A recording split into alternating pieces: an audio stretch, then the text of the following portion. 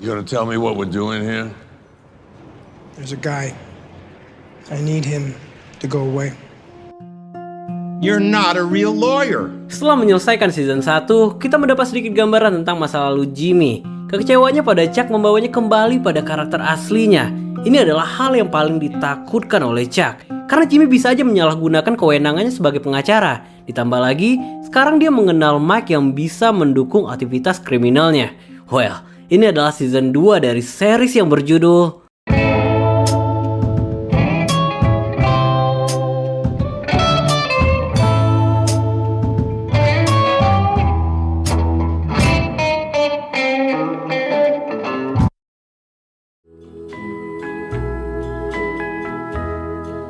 Di awal season 2 ini, kita dibawa maju beberapa tahun ke depan. Bukan mundur ya, ini perlu di note.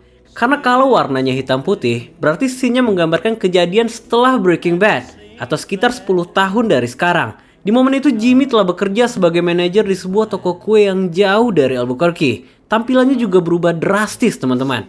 Ketakutan seperti mengikutinya di setiap detik. Hingga saat hendak membuang sampah, pintu malfunction yang ngebuat Jimmy kekunci di dalam. Hey! Hey! Hanya ada satu jalan keluar dari sana, yaitu melewati pintu emergency. Tapi saat pintu itu dibuka, alarm akan berbunyi dan polisi akan datang. Dan tampaknya itu adalah masalah besar bagi Jimmy. 2 jam sudah Jimmy habiskan di ruangan itu. Tapi untungnya, seseorang datang untuk ngebuang sampah juga. Ini akhirnya nyelamatin Jimmy dari tempat itu.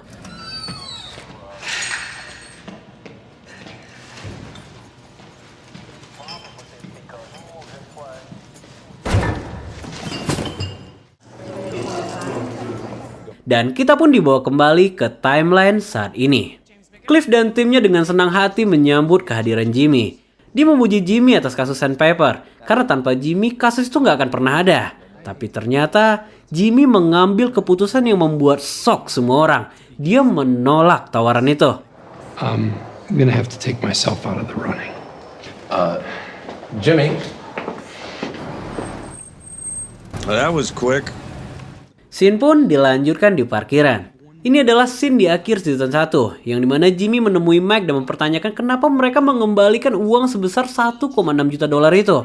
Gak ada yang lebih baik daripada mencuri uang dari seorang pencuri.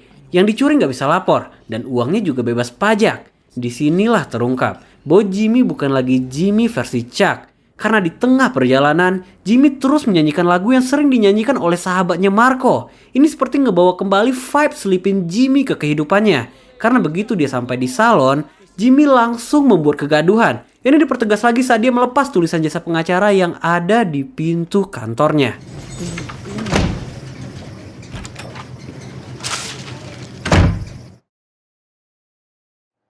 Kita berpindah ke Mike. Untuk kesekian kalinya sudah Mike menemani pria culun dalam bertransaksi. Tapi kali ini ada yang berbeda nih teman-teman. Pria itu ngebawa mobil Hummer dalam transaksi ini. Disinilah Mike segera meninggalkannya. Hello, it's me. I got a new car. Mike menolak untuk pergi dengan mobil besar itu. Mobil dengan tampilan mencolok sangat bertentangan dengan apa yang mereka lakukan. Baginya, bisnis ini membutuhkan pengendalian diri. Jadi, dia akan pergi dengan mobilnya sendiri. But I like it. Honestly, you don't really do anything. Yah, pria culun ini mengatakan bahwa dia sebenarnya nggak lagi membutuhkan Mike. Bahkan dia mengancam untuk memecat Mike. Meski dengan kata-kata ini, Mike nggak terlihat marah sama sekali. Alright then, your services are no longer needed. Kini, dengan penampilannya yang colorful, pria itu memberanikan diri untuk menemui Nacho seorang diri.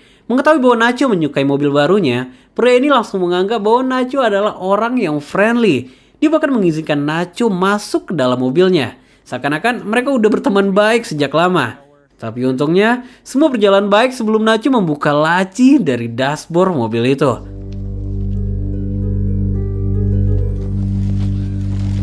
Same as before. Thank you. Di waktu bersamaan, Jimmy terlihat tengah mengambang di tengah kolam. Seseorang menelpon untuk jasanya. Tapi apa jawaban Jimmy? Dia mengaku bahwa dia bukan lagi pengacara. Wah, momen ini diikuti dengan datangnya Kim ke sana. Kim meminta Jimmy untuk menjelaskan semua ini. Gimana bisa dia menolak tawaran brilian dari Davis dan kini dia malah bersantai di kolam berenang dengan tujuan yang gak jelas. I just finally decided to be me. If you really want to talk, I'll be in the bar. Not for long.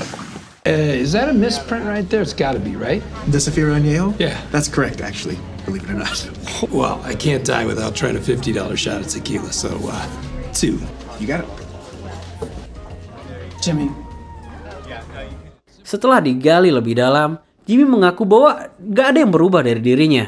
Dia hanya ingin menjadi diri sendiri. Perkataan ini tentu gak ngejawab pertanyaan apapun. Karena baru kemarin dia bilang kalau dia bakalan nerima tawaran Davis and Man. Sekarang dia malah bilang kalau dia bakalan berhenti jadi pengacara. Ini tentu membingungkan bagi Kim.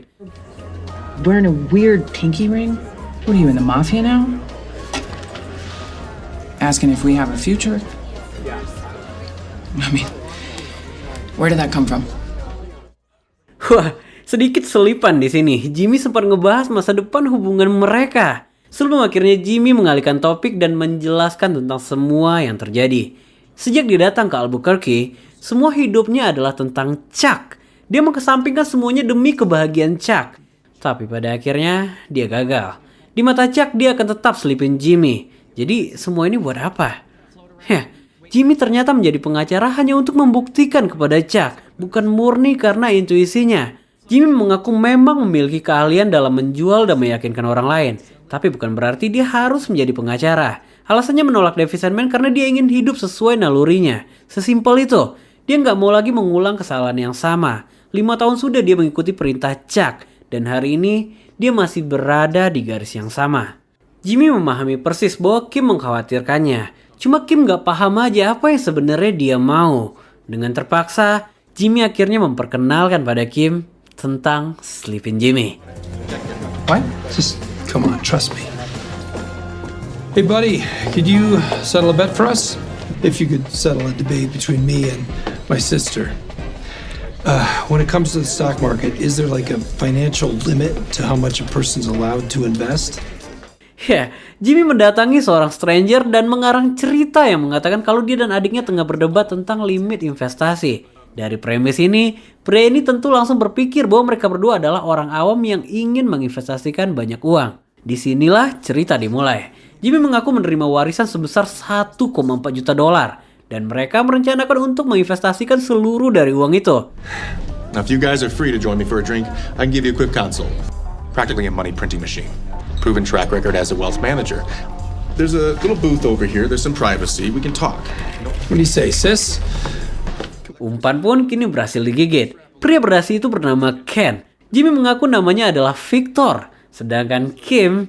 Giselle St. Clair. Ah, lovely.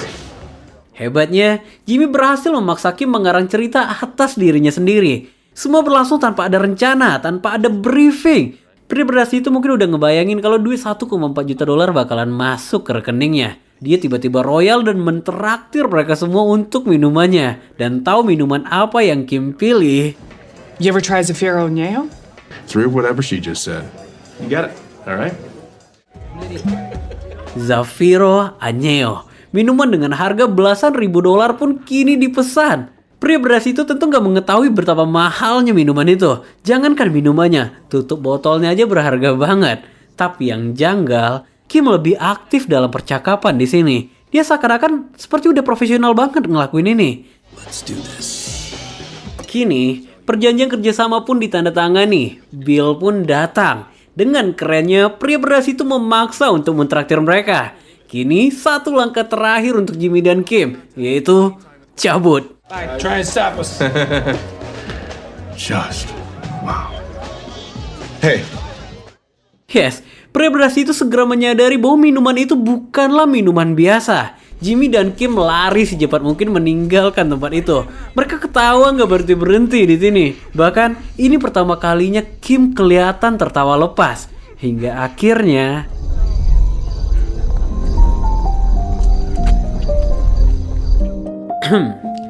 di keesokan paginya, Jimmy bangun-bangun udah di apartemen Kim nih teman-teman. Dan tampaknya hubungan mereka nggak bisa lagi dibilang sekedar hubungan profesional. Kita mungkin nggak bakal mendengar bualan-bualan romantis di sini, tapi dari gesture mereka sepertinya udah cukup menjelaskan. No, come on. I'll do it right now. It's fine. Wait till you see what I floss with.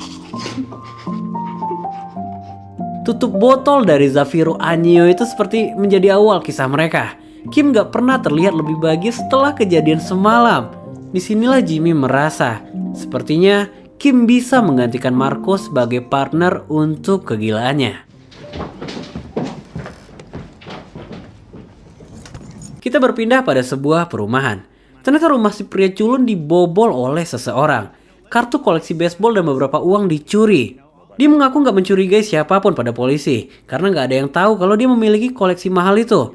Tapi cara pria ini berbicara malah membuat polisi balik mencurigainya. Polisi melihat pencurian ini seperti udah terencana. Ditambah lagi dengan mobil mewah yang mencolok di depan sana. Ini terlihat seperti bertolak belakang dengan rumah yang ditempati. Kecurigaan polisi pun mulai membuatnya gugup. Disinilah polisi mencium sesuatu. Left the TV. Left the computer. Right. There's something wrong with this picture. Begitu mendapat kesempatan, polisi diam-diam menginvestigasi dan menemukan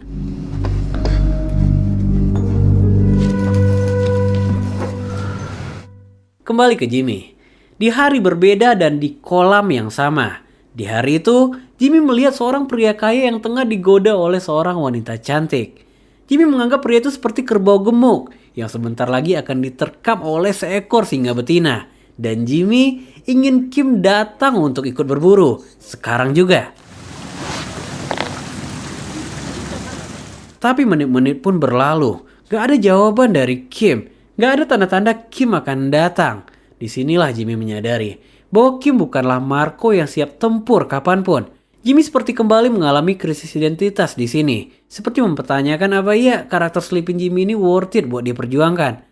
Karena setelah itu Jimmy menyadari meskipun Kim menikmati kegilaannya, tapi dia sebenarnya nggak pernah mendukung Jimmy melakukan ini. Disinilah Jimmy akhirnya mengatur pertemuan dengan Davison Main sesuai keinginan Kim.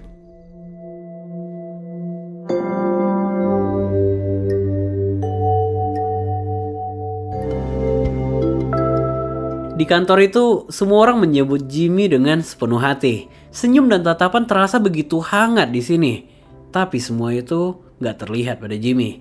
Seperti ada yang kosong di wajahnya. If dietary needs anything special you want stocked in the fridge. Jauh berbeda dengan ECCM. Jimmy diperlakukan sangat baik di sini. Ruangannya bahkan bisa dia customize sesuai keinginannya. Dia juga difasilitasi sebuah Mercedes-Benz untuk mobilitasnya.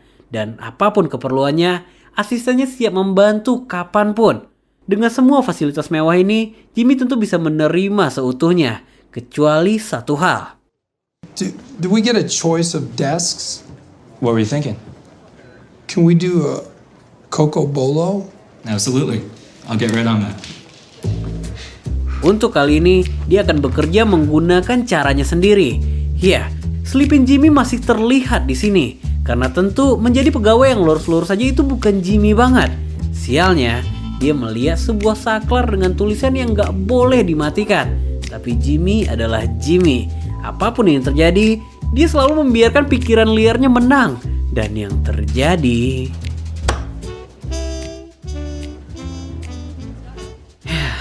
untungnya gak ada yang terjadi. Apakah ini sebuah pertanda awal kalau semesta mulai berpihak padanya?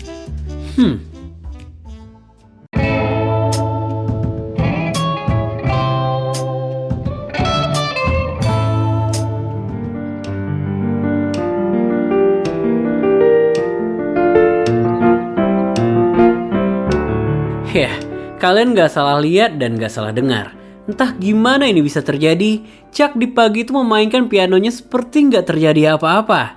Ini bertepatan dengan datangnya Howard ke rumahnya. Did I hear music? No, I was just... Let me get that for you. Tujuan kedatangan Howard ternyata untuk memberitahu Chuck bahwa adiknya kini bekerja pada Davison Main. Ini terdengar mengagetkan bagi Chuck. Tapi tentu, dia gak mau ngebuat hal ini terdengar obvious di depan Howard. Those old folks, they love him. Yeah, they do. You know. Jimmy certainly has a way with people. He does. Bagaimanapun berusaha terlihat bijak, tapi Chuck tetap penasaran. Davis and Man ini ngecek gak sih latar belakang adiknya? Ini terdengar meremehkan, tapi Howard mengaku dia nggak nutup-nutupin apapun. Dia mengungkapkan semuanya. Satu-satunya orang yang mendukung Jimmy di sini hanyalah Kim. Lebihnya pure karena Davis and Man ingin mempekerjakannya. Good for Jimmy. Thanks for coming by, Howard. Anytime.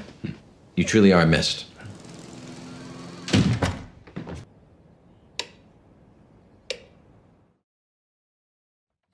Di pagi itu rapat pembahasan sandpaper akan dilangsungkan di kantor HHM. Tapi sebelum rapat dimulai, Kim mengatur sedemikian rupa agar Jimmy duduk di sebelahnya. Sejauh yang gue lihat, mereka ini punya hubungan yang unik. Meski Kim adalah pengaruh besar di balik perekrutan Jimmy, tapi jasa ini nggak pernah disebut. Mereka berdua ini kayak mendukung satu sama lain, tapi secara diam-diam.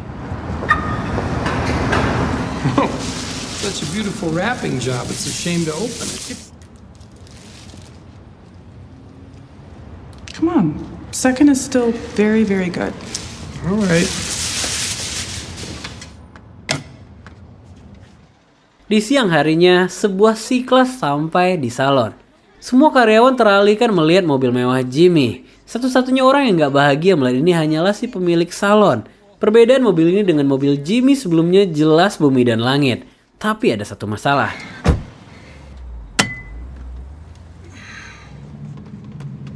Must be metric.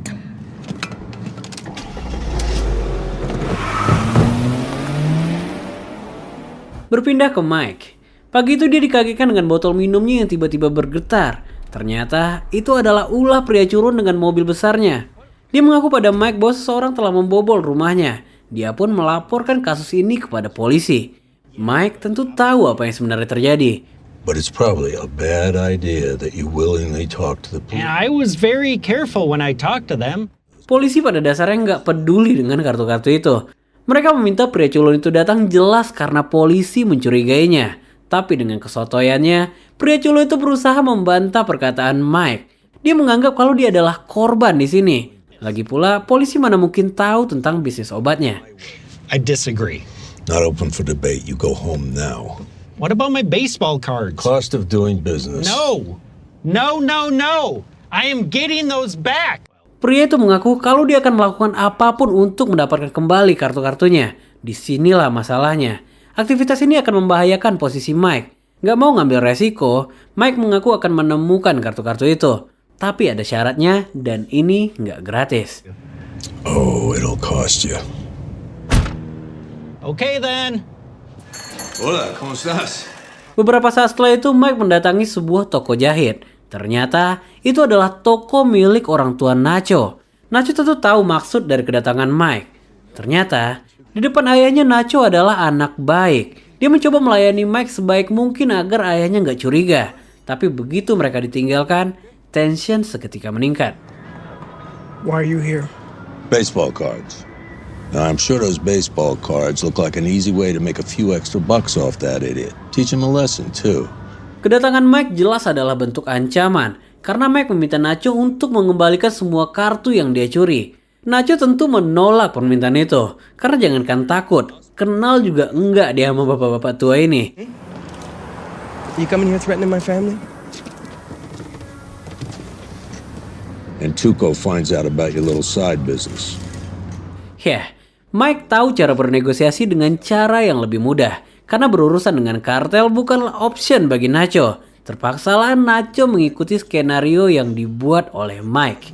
Roughly 60,000. No, exactly does that work? Singkat cerita, dengan kesepakatan yang rumit, si pria culun dipaksa menukar mobilnya dengan kartu plus sejumlah uang. Pada intinya, kedua belah pihak diuntungkan di sini, kecuali si pria culun. You think I'd be caught dead driving that thing? It looks like a school bus for 6-year-old pimps. All right, shall we move this along? Looks like everyone's here. Now, our business is concluded. Disinilah pria culun itu menyadari kalau dunia kriminal itu nggak se-friendly yang dia pikir. Dengan sadisnya Nacho kini membawa mobil kesayangannya dan juga menyiksa mobil itu persis di hadapannya. Di waktu bersamaan, rapat tentang sandpaper kini berlangsung di HHM. Rapat ini dihadiri oleh Jimmy beserta perwakilan dari Davis and Main. Progres tuntutan mereka sejauh ini berjalan baik secara teknis maupun di lapangan. I'm so sorry to interrupt. Tapi saat Jimmy tengah mempresentasikan temuannya, seorang wanita tiba-tiba masuk menyela rapat itu.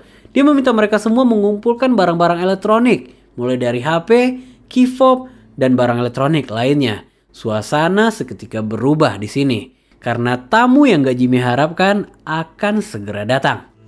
Please, have a seat. Mind me. Jimmy, where were we? Yeah. Fokus Jimmy benar-benar berantakan di momen ini. Dia sampai-sampai nggak bisa ngelanjutin presentasinya. Jimmy yang terkenal ahli dalam berbicara, kini mulutnya terbata-bata. Disinilah Kim menyentuh Jimmy. Ini seperti energi boosting bagi Jimmy. Percaya dirinya kembali terbangun. Dan dia pun akhirnya bisa melanjutkan presentasi itu seakan-akan keberadaan Chuck nggak berarti apa-apa baginya. Why are you here? To bear witness. James McGill. It's Ermentrout. Setelah menyingkirkan semua barang bukti, Mike meminta Jimmy untuk mewakili si culun. Polisi mempertanyakan alasan dia tiba-tiba mencabut laporan. Tentu, pria ini nggak punya mulut sakti untuk meyakinkan polisi, dan itu akan sangat berbahaya. Disinilah peran Jimmy dibutuhkan. Stuff, why don't you get some air? Jimmy menjelaskan pada polisi bahwa ini hanyalah masalah pribadi yang gak perlu dikhawatirkan. Entah dari mana dia mendapat cerita ini, Jimmy mengatakan bahwa pria itu adalah seorang gay. Menurut cerita Jimmy, pria itu menjual video erotiknya pada seorang pria kaya. Karena sedikit pertikaian, si pria kaya berniat memberikannya sedikit pelajaran. Sesimpel itu. Ngebayangin ini aja polisi udah malas kan, apalagi mau ngelanjutinnya. Who among us is without sin? Guys, this all comes down to a lover's spat. You got to be shitting us. But trust me on this, you don't want to see it. Ternyata karena cerita Jimmy ini, si pria culun benar-benar harus membuat video erotik seperti yang dia ceritakan. Gak ada cara lain. Ini harus dilakukan untuk membuat polisi percaya. Dan semua karangannya ini dia ceritakan sama Kim. Anjir, Jimmy ini gak pernah ngebosanin. Ceritanya ada aja terus. If you gave me a million years, I still would not have come up with that. No, to be fair, I think it was the video that clinched it. You fabricated evidence? Hingga akhirnya Kim menyadari kalau Jimmy nggak lagi bercanda. Dia benar-benar ngelakuin ini. Yang artinya Jimmy tengah memalsukan barang bukti. Bagi Kim ini sangat bertentangan. Karena kita tahu dia lawyer yang lurus banget. Dan kalau Davis and Main mengetahui ini akan sangat berbahaya bagi karir Jimmy. Why would you risk the best job you've ever had for some pro bono case? Karena hal ini juga, Kim merasa bahwa Jimmy menyembunyikan sesuatu darinya. Untuk tindakan yang dia lakukan, bayaran dan resikonya jelas nggak sebanding. Pasti ada alasan kuat mengapa Jimmy melakukannya. I cannot hear about this sort of thing. You won't.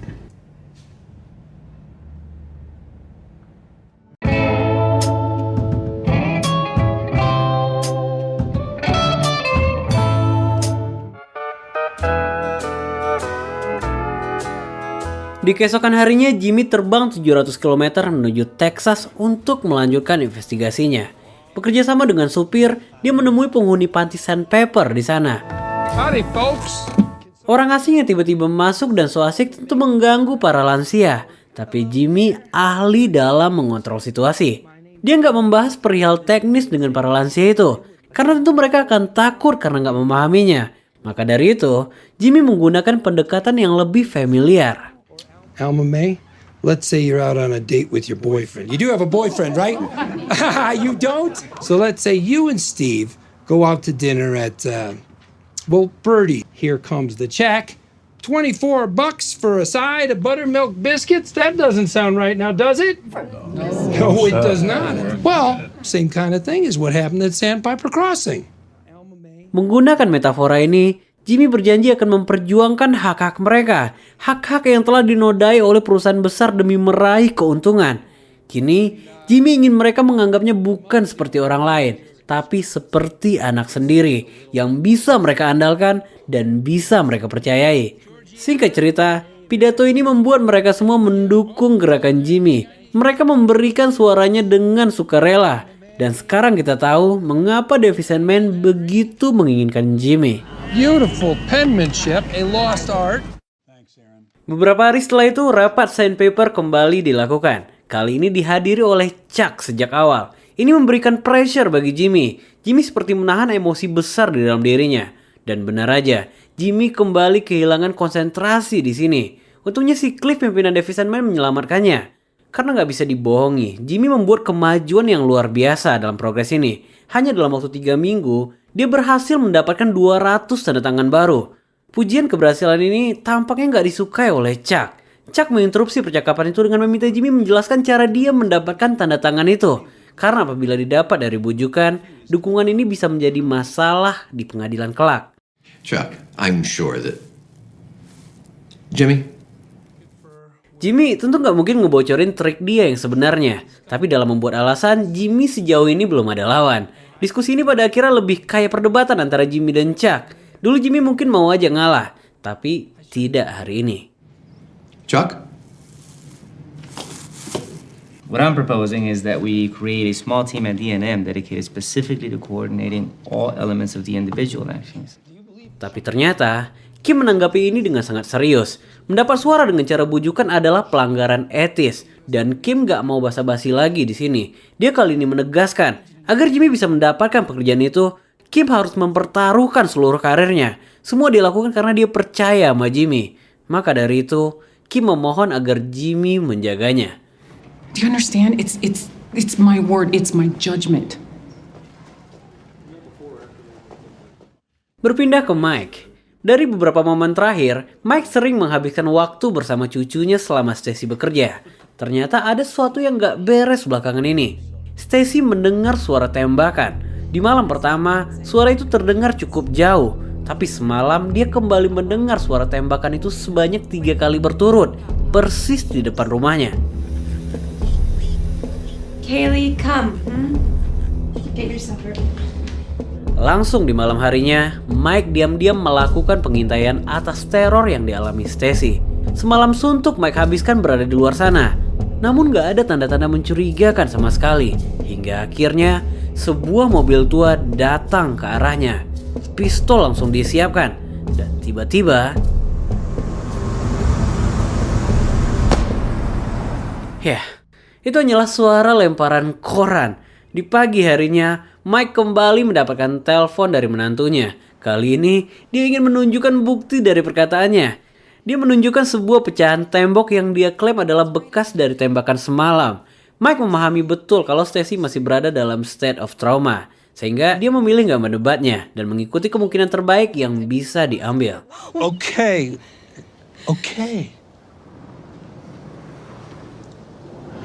That's it. We're getting you and Kaylee out of this house.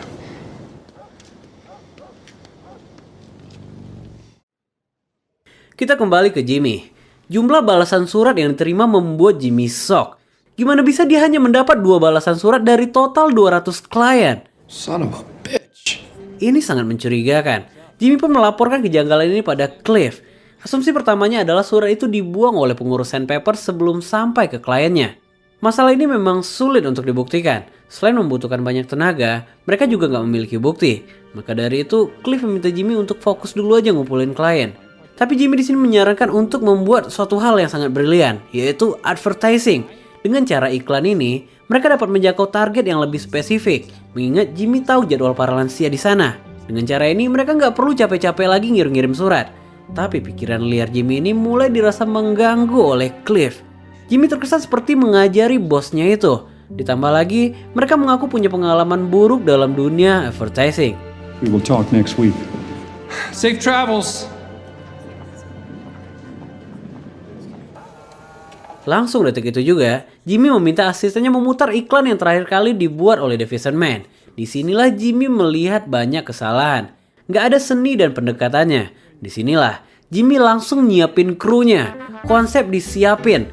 Karena langsung malam itu juga, video harus selesai.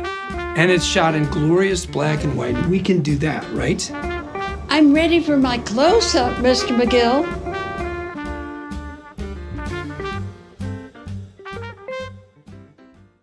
Singkat cerita, setelah semalaman produksi, kini iklan komersilnya siap tayang. Kim adalah penonton pertama yang Jimmy pilih, dan kini kaset pun diputar. They told me they'd take care of everything, but then one day they said all my money was gone. Where did it all go? For a free consultation, call the law offices of Davis and Maine at 505-242-7700. Well, It looks professional. Pastinya, kalau dibandingkan dengan iklan lama milik Davis and Maine, iklan ini jauh-jauh lebih baik. Dan jangan lupa, Jimmy menyutradarai iklan itu hanya dalam waktu 1 malam. Dengan iklan ini, gak ada etik pengacara yang dilanggar. Semua legal. Tapi satu hal, meski terdengar memuji, tapi Kim seakan gak percaya kalau Davis and Maine telah menyetujui iklan itu. Yeah, but still, Cliff Maine was fine with us. Perkataan Kim semalam seakan membunuh semangat Jimmy. Kita semua tahu, dia melakukan semua ini hanya demi Kim. Jadi hal yang paling menakutkan adalah saat Kim gak lagi mendukungnya. Bagaimanapun, Jimmy masih berupaya profesional. Iklannya akan segera tayang dalam hitungan menit. Siap gak siap, nasibnya bergantung pada feedback iklan ini.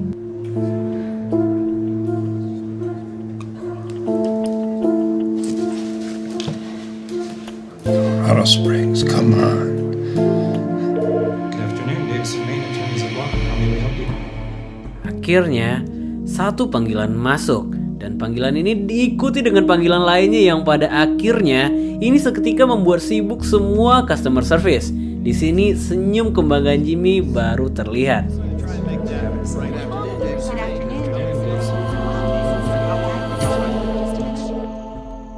Berpindah pada malam harinya, Mike yang tengah tertidur mendapat panggilan dari dokter kriminal. Seseorang memintanya untuk melakukan sebuah job. Pekerjaan yang sulit tapi setimpal dengan bayarannya yang tinggi. Dan klien ini spesifik meminta Mike yang mengerjakannya. And who's the guy? Shut up, watch the movie. Di waktu bersamaan, Jimmy yang sedang bersantai bersama Kim mendapat panggilan telepon dari Cliff. Ternyata, panggilan ini bukan untuk memuji kinerja Jimmy, tapi sebaliknya. Jimmy dianggap telah lancang karena ternyata Jimmy belum mendapat izin dalam penayangan iklan itu. Meski telah berusaha memberikan alasan logik, Cliff tetap nggak terima. Howard said you were a little eccentric. He didn't tell me you were a goddamn arsonist. Yeah, Cliff. Golden boy. That's me. Sementara itu Mike mendatangi kliennya. Klien yang mengaku bersedia membayar mahal. Dan ternyata kliennya itu adalah Ignacio Varga. Nacho mengaku membutuhkan bantuan Mike karena permintaannya adalah I need him to go away.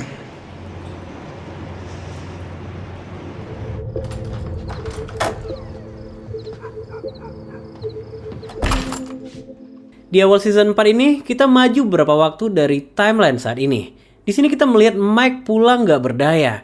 Belum diketahui apa yang telah terjadi. Yang pasti dia pulang membawa banyak uang. Dan bayaran untuk uang ini adalah wajahnya yang hancur, lebam dan robek di mana-mana.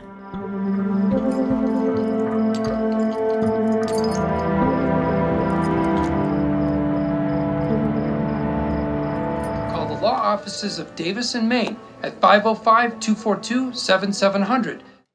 Kita pun dibawa kembali ke timeline saat ini. Jimmy disidak oleh Davis and Maine perkara iklannya. Jimmy terus mengeluarkan pembelaan dengan bilang kalau iklan itu efektif. Biayanya cuma $700 sedangkan insight yang mereka dapat begitu besar. And don't act like you don't see the problem here. You did an end run around us. Exuberance is no excuse. Mereka nggak peduli dengan biaya dan insight-nya. Yang jadi masalah adalah mereka nggak suka cara Jimmy melangkahi mereka. Karena yang superior di sana adalah mereka. Jangan karena Jimmy ngebawa kasus Sandpaper, dia merasa berkuasa. Karena Sandpaper hanyalah salah satu kasus di Davis and Maine dan bukan kasus utama. Suffice it to say, there's not a lot of love for you in the room at the moment. However, I believe in second chances.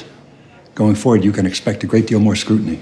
Perlakuan ini terdengar seperti deal breaker bagi Jimmy. Tapi bagaimanapun, tindakan Jimmy memang nggak bisa dibenarkan. Company tentu nggak bisa sefleksibel pikirannya, karena mereka membutuhkan persetujuan bersama untuk mencapai sebuah keputusan. Yes. He showed it to me. He showed it to you.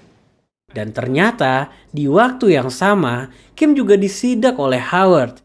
Aksi Jimmy ini mencoret nama baik HHM di hadapan Davis and Mann.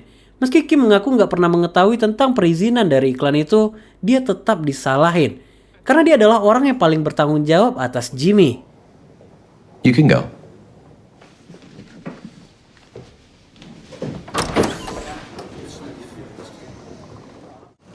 Tuco and me, that's her spot. Kita kembali ke Mike. Nacho membawa Mike ke TKP tempat dia akan melakukan eksekusi. Ternyata, target eksekusinya adalah partnernya sendiri, Tuco Salamanca. Yes, seluruh schedule dan aktivitas Tuco dijelaskan agar Mike mendapatkan gambaran. Nacho juga menyusun skenario tentang bagaimana Mike akan melakukannya. That is where you come in. See him packing up? Drive over, pull up in the spot next to Tuco's. Pop, headshot, roll out. Easy. Nacho memastikan bahwa kartel akan menuduh pengedar sebagai pelakunya, karena daerah ini dianggap cukup rawan, mengingat seluruh transaksi dilakukan di lokasi ini. Got a better plan? Go on, tell me. You sure about this? Killing your partner. That's a bell you don't unring. See this? Melalui bekas proyektil yang ada di tubuhnya, dia menjelaskan sifat Tuco pada Mike. Di tahun 1997, Tuco dan Nacho sempat bekerja sama dengan seorang pimpinan geng motor yang bernama Doc. Tuco menyukai sabu yang mereka produksi. Masalahnya, sabu memberikan pengaruh buruk bagi Tuco. Saat terkena efeknya, Tuco menjadi nggak terduga. Hingga di suatu hari, Tuco tiba-tiba menuduh Doc bekerja sama dengan kompetitornya. Doc menyangkal tuduhan ini. Di momen itu, Tuco nggak terlihat marah. Tapi tiba-tiba, dia mengeluarkan pistolnya dan menembak Doc persis di kepala. Nacho berada persis di belakang Doc saat ini terjadi. Pelurunya tembus, hingga proyektil dan pecahan tulang itu menembus kulit Nacho. The thing about it was, Tuco really liked Dog. Kind of felt bad afterwards. Disinilah masalahnya. Pengaruh Matt membuat Tuco lepas kendali. Dia bahkan gak menyadari saat dia membunuh sahabatnya itu. Dan hal yang sama juga akan terjadi pada Nacho saat Tuco mengetahui bisnis sampingannya. Kini hanya tersisa dua option, yaitu It's him or me. Mike mengaku nggak akan menggunakan ide Nacho. Dia akan melakukannya menggunakan caranya sendiri, yaitu sniper, clean dan efektif. Sekarang yang jadi pertanyaan, You can make that shot? 50 grand. 50 grand. kita kembali ke Jimmy. Begitu sampai di Albuquerque, Jimmy segera mendatangi Kim. Tapi ternyata ruangan Kim telah kosong nih teman-teman. Ternyata Kim dipindahkan ke ruangan arsip. Di sinilah Jimmy menjelaskan semuanya berdasarkan pikirannya. Tapi nasi udah jadi bubur. Kim juga telah berkali-kali memperingatkan Jimmy tentang ini. Tapi bagaimanapun Jimmy nggak terima atas perlakuan Howard kepada Kim. Dan dia akan menemui Howard malam ini juga. You'd only make things worse. I'll explain it to him. No! If you go to Howard, you and I, we're done. Gak diperbolehkan menemui Howard, maka dari itu Jimmy terpaksa mendatangi Chuck. Dengan penuh emosi dia mendatangi rumah itu.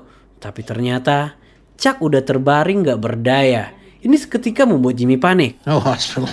Ya, bagaimanapun Jimmy membenci kakaknya, tapi tetap dia gak tega ngelihat Chuck seperti ini. Sementara itu kita kembali ke Mike. Mike telah mendapatkan penjual snipernya. 1-2 senjata dijelaskan oleh penjual itu, tapi gak ada yang cocok. Hingga satu senjata, sniper dengan beban ringan yang telah teruji di medan perang. Senjata ini efektif di jarak 800 hingga 1200 meter. Mike kelihatannya udah familiar banget sama senjata ini. Dia juga tampak menyukainya. Tapi ternyata Mike berubah pikiran. I've changed my mind. For your trouble? Oh, it's no trouble.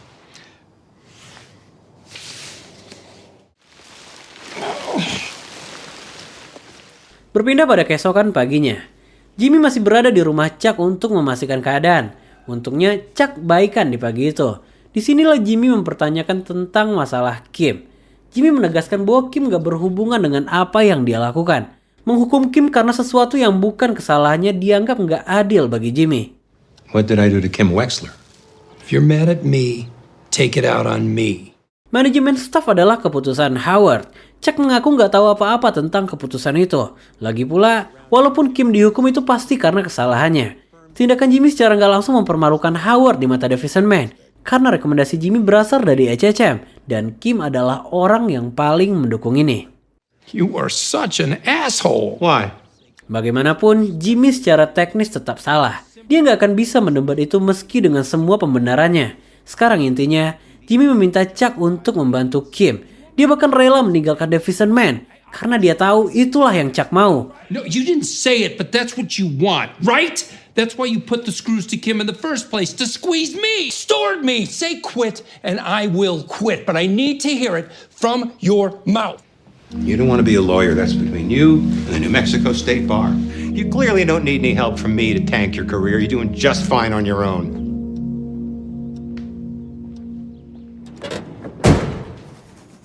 Di waktu bersamaan, Mike kembali mengatur pertemuan dengan Nacho. Mike mengaku gak akan melakukan rencana mereka. Menurutnya membunuh Tuco akan berimbas buruk untuk Nacho. Masalahnya akan semakin berat karena kartel pasti akan terlibat. Maka dari itu, Mike punya ide yang lebih baik. There's no killing but your Tuco problem. It goes away. Di keesokan harinya, di dalam sebuah kafe terlihat Tuco dan Nacho sedang menghitung setoran dari seorang pengedar. Tatapan Tuco di sini benar-benar membuat pengedar itu takut. Benar perkataan Nacho, Tuco ini senang menatapi orang sampai ketakutan. Karena dia merasa dia mampu ngeliat kebohongan seseorang hanya dari tatapan matanya. Buat teman-teman yang udah nonton Breaking Bad pasti tahu, pria ini bernama Domingo atau Crazy Ed, korban pertama dari Walter White. Anyway, ternyata orang ini bergerak di bawah perintah Tuco, teman-teman. Setelah Tuco menatapinya selama bermenit-menit, Nacho pun menginterupsi Tuco. Tapi Tuco masih nggak ngelepasin pandangannya. Hingga akhirnya... Okay. I'll see you next week, Tuco. Nacho. He's got good numbers. Tuco tampaknya nggak suka cara Nacho menginterupsinya. Tension pun mulai terbangun di sini. Mike yang tengah berada di luar segera menelpon 911. Entah apa tujuannya, yang pasti dia melaporkan tentang sebuah perkelahian. Persis setelah momen itu, Mike dengan sengaja menabrak mobil Tuco. Dia bertingkah layaknya seorang pria tua lemah. Tuco mendatanginya dengan halus, tapi Mike seperti berusaha menghindar gitu. Disinilah Tuco mulai kesal. Nadanya mulai tinggi di sini, karena Mike mengaku nggak akan membayar apapun.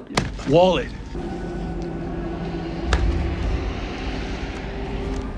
Tuco, time to bounce. Yeah, go. Tapi satu langkah sebelum Tuco meninggalkan tempat itu, Mike memegangnya dengan kuat. Tuco panik di sini. Dia mengeluarkan senjata tapi dengan mudah ditepis oleh Mike. Mike pun dipukul habis-habisan di momen ini. Mike nggak ngebalas nih teman-teman. Tapi tangannya nggak kunjung dia lepasin dari Tuco. Let go! Dan persis di momen itu, polisi datang. Mike tersenyum karena Tuco masuk ke dalam perangkapnya. Berpindah ke malam harinya, pertemuan kembali dilakukan. Tindakan kriminal plus kepemilikan senjata ilegal membuat Tuco mendekam setidaknya 5 tahun di penjara. Tapi aksi Mike ini tetap menyisakan sebuah pertanyaan besar bagi Nacho. Just saying you went a long way to not pull that trigger. Why?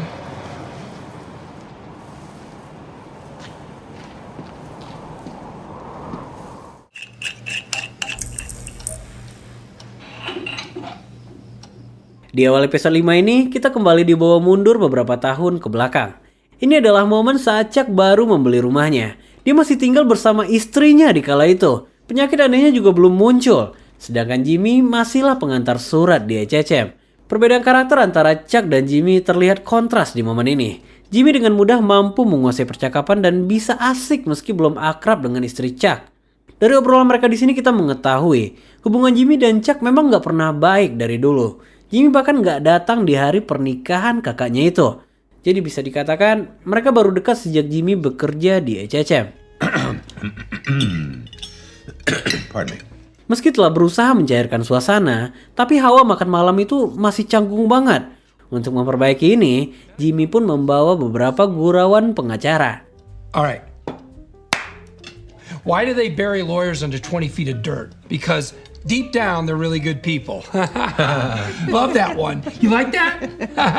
Melihat istrinya menikmati gurauan ini, wajah Chuck seketika berubah.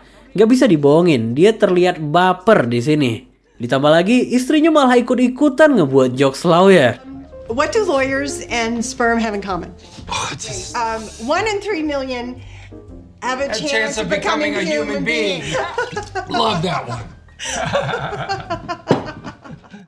Beberapa saat setelah makan malam itu, Rebecca mengatakan pada suaminya bahwa Jimmy adalah orang yang menyenangkan. Chuck tampaknya nggak begitu welcome dengan statement ini. Dia seakan tersaingi nih teman-teman. Karena persis setelah istrinya memuji Jimmy, Chuck juga berusaha ngebuat jokes lawyer. What do you call 25 attorneys buried up to their chins in cement? Not enough cement. What? Oh.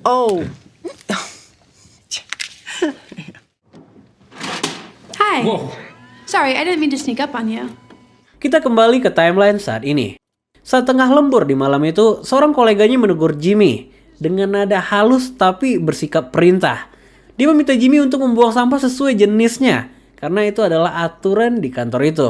Dia juga mengkoreksi cara Jimmy membuat surat, karena menurutnya Jimmy menggunakan kata-kata yang gak sesuai dengan karakter Cliff. Tapi yang Jimmy bingung, wanita yang bernama Erin ini adalah pengacara tingkat 2. Gimana ceritanya dia menegur Jimmy yang jelas adalah seniornya? Well, like I said, I know the house style. Really appreciate this, Erin, but I was just on my way out. Well, I was thinking we should just get her done now. No time like the present. Merasa wanita ini mulai mengaturnya, Jimmy pun merencanakan sesuatu untuknya. Dia meminta wanita itu untuk menunggu sementara dia mengambil pulpennya. Disinilah Jimmy melarikan diri. Jimmy langsung menuju kantor ECCM untuk menemui Kim. Ternyata Jimmy memiliki rencana lain untuk mendapatkan keadilan, yaitu dengan cara...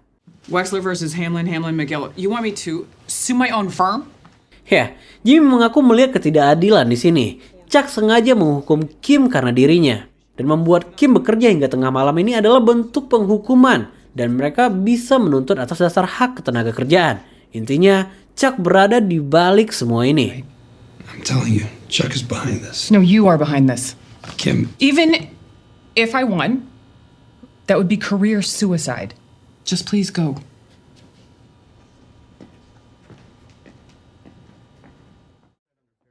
Berpindah pada keesokan paginya, Erin kini benar-benar diperintahkan untuk stay bersama Jimmy. Apapun yang Jimmy lakukan, Erin akan terlibat.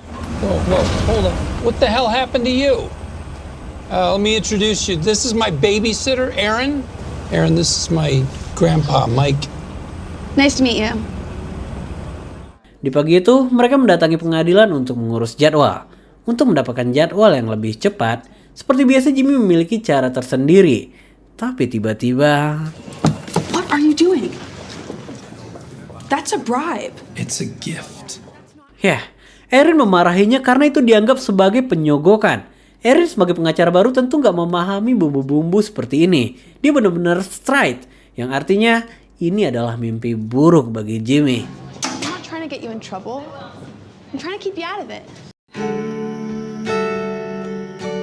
Dimulai dari momen ini, hubungan antara Jimmy dan Kim mulai memburuk. Mereka menjalani aktivitas sehari-hari tanpa bersentuhan. Secara nggak langsung kita juga dibawa untuk melihat keseharian Kim di sini nih. Kehidupannya tanpa Jimmy hanyalah tentang pekerjaan dan penuh dengan kehektikan. Setiap hari dia menghubungi klien, puluhan bahkan ratusan panggilan keluar masuk melalui handphonenya. Hingga di suatu hari, seseorang menghubungi Kim. Entah apa inti pembicaraan mereka, yang pasti Kim terlihat sangat bahagia setelah menerima panggilan itu.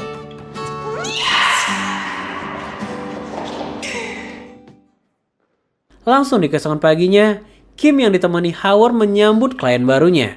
Ternyata, panggilan telepon kemarin itu adalah panggilan dari pemilik salah satu bank besar yang bernama Mesa Verde.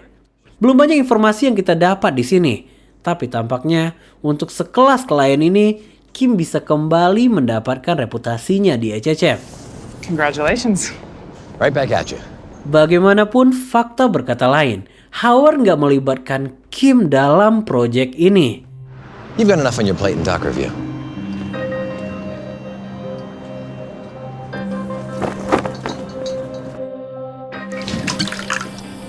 Berpindah pada malam harinya, Howard mendatangi Chuck untuk merayakan proyek besar temuan Kim ini. Di sini Chuck cukup kaget mengingat proyek $1,4 juta ini didapatkan oleh Kim yang hanyalah pengacara tahun keempat. Ya, Chuck ini tampaknya emang suka menilai orang berdasarkan stratanya. Sebelum matahari terbit di pagi itu, Chuck mendatangi ECC untuk menemui pengacara yang gak seberapa ini. Kim di sini kelihatan dingin banget teman-teman. Kayak udah males banget berurusan setelah perlakuan Howard kemarin. Bahkan sebelum Chuck membuka obrolan, Kim dengan tegas menanyakan, Do I have a future at this firm? My brother left you holding the bag. Chuck nggak menjawab pertanyaan ini. Dia berusaha membuka mata Kim berdasarkan penglihatannya. Baginya, Jimmy adalah sumber masalah. Gak hanya Kim yang pernah menjadi korbannya, tapi semua orang yang berada di dekatnya. Diceritain lah di sini gimana kehidupan Jimmy kecil.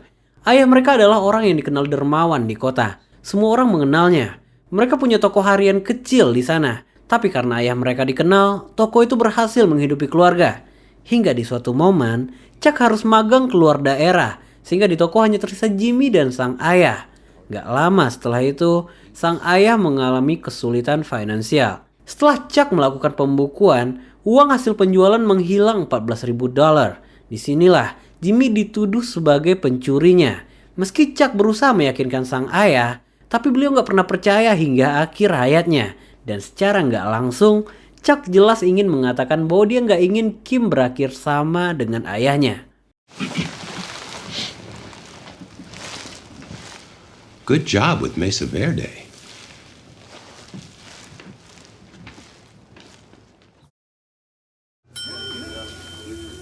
Kita pindah ke Mike. Siang harinya di sebuah restoran, seorang pria tua mendatangi Mike.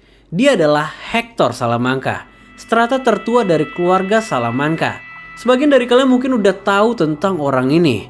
Tujuan kedatangan Hector adalah untuk meminta maaf atas kelakuan keponakannya. Tapi permintaan maaf itu hanyalah basa-basi pembuka cerita.